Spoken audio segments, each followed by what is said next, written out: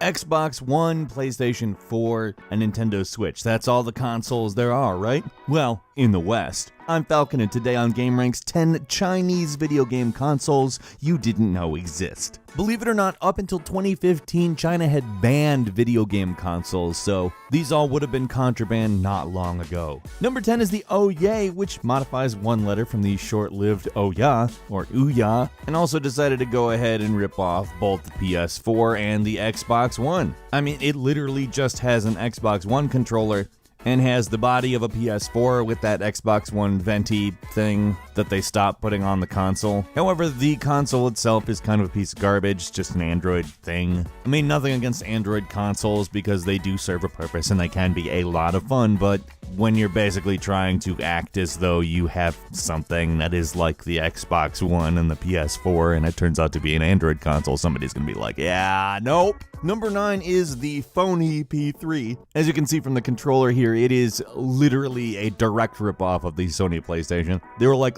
let's split up the shapes on the buttons, and somebody else was like, yeah. They're far from the only people who have done that, though. A pretty fantastic one that pretty much did the exact same thing was the Game Child, which is a tiny little Game Boy with one button. Another PlayStation called the Skumi, and finally, the Hammy Wee Wee. I don't even have to say anything about that, you know exactly what's wrong with that. Number 8 is the PCP Station, which, yeah, it's literally just an LCD game thing. It doesn't have a color display, though it advertises itself as having a color display. The only reason you could call it color was specifically that it had a backlight that created color, but sprites and characters were black, you know, because they were LCD games. Number 7 is the Snail O-Box, which is an Android gaming console. Like I said, not the worst thing in the world or anything. There's plenty of good Android gaming consoles, actually. This one happens to run on an NVIDIA K1, which isn't bad, but it's called the O-Box, and it's very clearly meant to look like somewhere between a computer and an Xbox. In fact, I'd go ahead and say that it's taking on that time-honored, hey, somebody probably won't know the difference between an Xbox and an O-Box when they're buying something, and might buy ours approach, which is not a good approach. It has a couple of cool things like 4 terabytes of storage in one of the massive storage options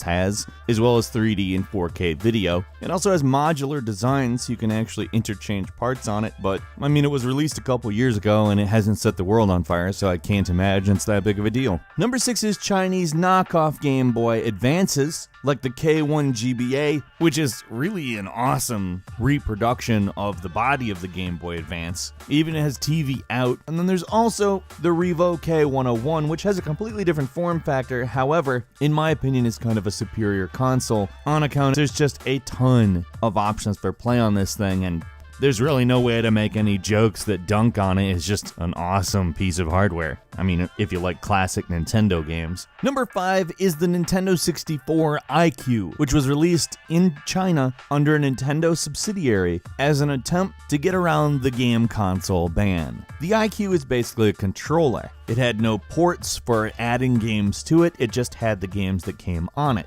which included Mario 64 and Zelda Ocarina of Time. Now, it's fully constructed to get around legal wording of what a video game console is. In other words, it is by no means an ideal thing.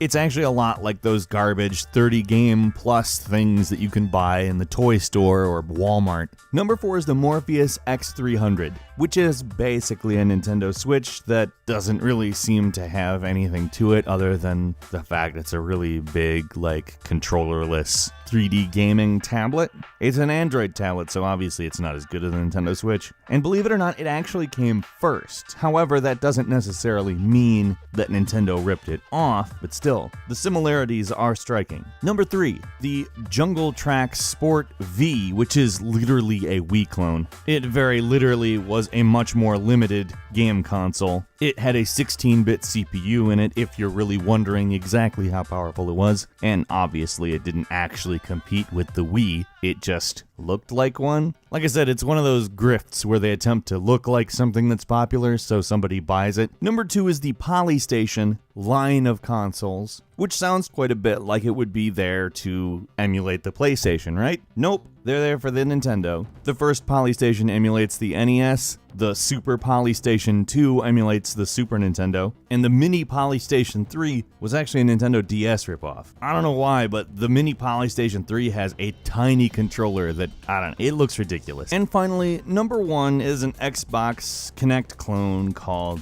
iDong. I don't even really have to describe the system to you, just that it is called the iDong. Yes, I fully understand that dong most likely means something different in Chinese, but it's a console called the iDong. There's no coming back from that. What did you think? Were there any of these that you thought might actually be cool to have, or just think it's all ridiculous? Leave us a comment, let us know what you think, and if you enjoyed this video, please click like. If you're not subscribed, now would be a great time to do so. We upload brand new videos every single day of the week, and the best way to see them first is a subscription. As always, we thank you very much for watching this video. I'm Falcon. You can follow me on Twitter at Falcon the Hero, and we'll see you next time right here on GameRanks.